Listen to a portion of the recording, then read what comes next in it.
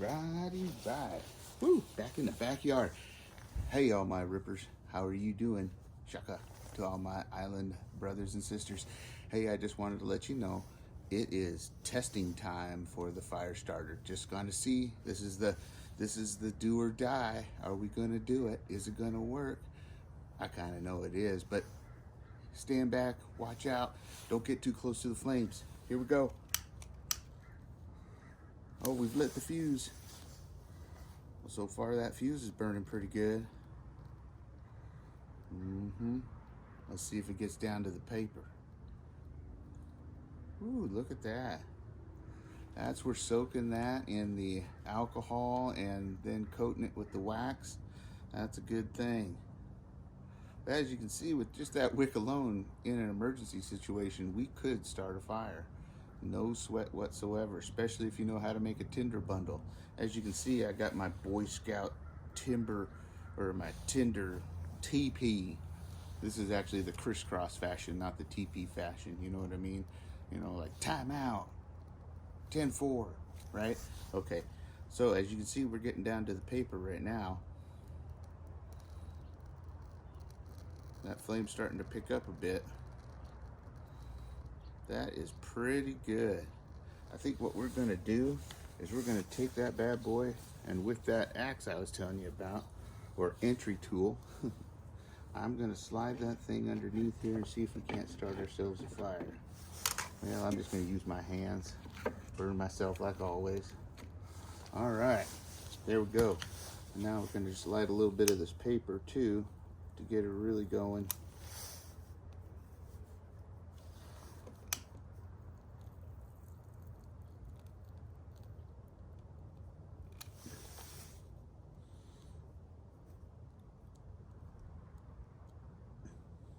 And as you can see, that wick, it burns good. Now, that, as you can see, is gonna be a long time burner.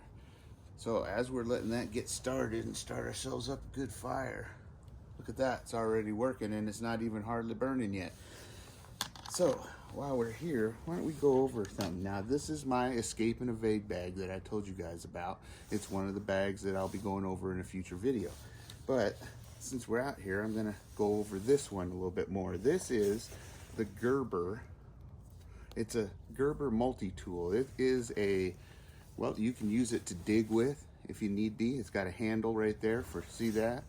Isn't that good? Now, if you needed to drive tent stakes, it's got a hammer on this section, and it's got a lot of leverage and some really good aggressive grip, as you can see. Now, it's also a hatchet. So I, of course, split up this kindling here with the hatchet, right? Now, aside from that, as you can see right here, I took that Lansky. Well, first I used a little bit of a file, but then I used that Lansky stone to sharpen that under edge. And the reason being is you got to be careful. That's how I cut myself that one day when I let it slide down and scrape across myself. But if you remember that you did that, this is good for getting things and hooking them back to you like this. Like if you're getting roots or wanting to get something at the ground that's not too big, you can hook around it and just hook it like that. Whew, that's starting to get bigger. Now, on this end, you can see we've got a pry bar right there and a little nail hook so you can hang this somewhere, but we got a pry bar right there so that you can just get in, boom, into a doorway, push it like that, and then open that door goes. So this is a handy tool. It is not too heavy compared to an axe or a hatchet. So now you'll see that it has a nice little carrying case here that goes with it. That just snaps on like that, just like that. See that? Now it's all protected. But it also came with, as you can see here, this is a carrying case to put on your bag.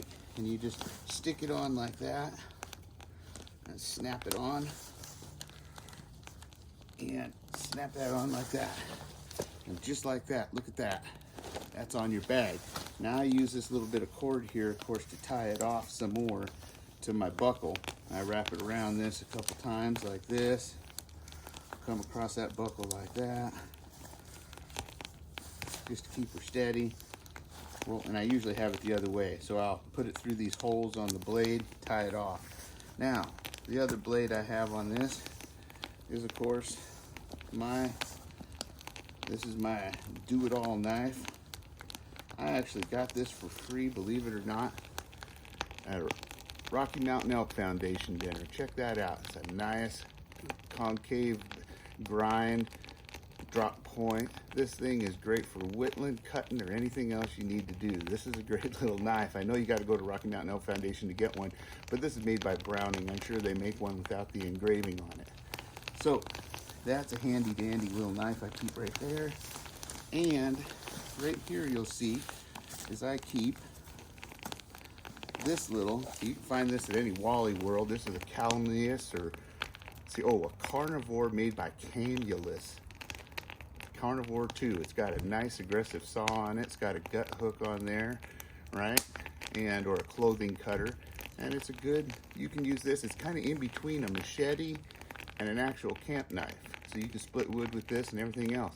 It's a good handy knife. It's called the Carnivore X2 Camulus Titanium. You can find this at Walmart, no sweat. It's got a nice little thing there. It got mounted to the side of the bag. And as you can see, there's one other little thing here, which I thought was real nifty. See that? Let me get closer. Hang on. Oop, don't burn that.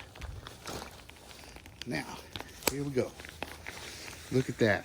It came with that nice little guy right there. See this? You can take, and it has wrenches, but it also has these little notches here and here. That can be, you could split a stick. Get you a nice straight stick, and you could split that stick and shove this down in there into the stick. Tie it off using these little things here, tying it around, and have that, see how it has these hook sections? That's so you can hook fish by spearing them.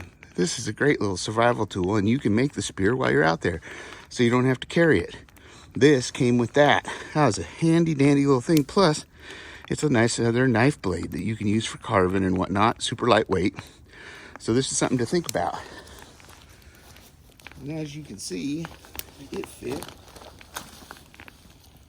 right here on my little kit. So that's if I had to get myself some dinner or anything else. So that's that. I'll go into this bag further in the future. And as you can see, remember about carrying plastic bags and whatnot, like the industrial style? Always want to have at least one in your pack.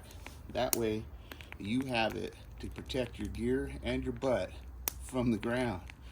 Of course, you shouldn't be sitting if you're surviving it. Whoo, look at that. I'll be darned if that little thing hasn't just torched off. Look at it in there. Check it out. Let's see if we can zoom it in. Let's see here. Zoom. Zoom. Now you can see it right kind of in there. Where's my finger? There it is. Right there. It's in there. Just flaming away. Now, tell me that fire starter didn't work. Yes, sirree. It certainly did. So, I love all of you guys. Remember, put your comments in the comment section. Be sure to like, share, and subscribe. And tickle that little bell right there so you always know when the next video is coming. And please, share, share, share. That's how we're going to beat the algorithm. Now, you guys all know that I love you and that I want you to always stay safe, secure, and aware of your surroundings. And always, always be prepared for what may be coming your way. I love all of you guys. Shaka to my brothers and sisters on the islands. I'll see you next time.